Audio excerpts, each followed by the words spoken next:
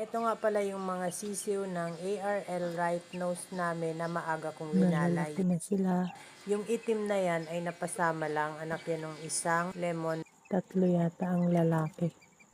Yung 5 dyan anak ng ARL, mukhang 3 ang lalaki.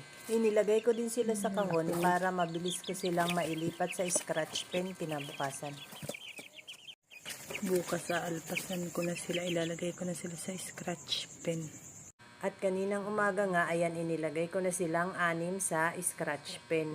Ayan na nga ang mga sisiw, inilagay ko din ang kanilang pulpugan para dun sila pupulpog sa buhangin.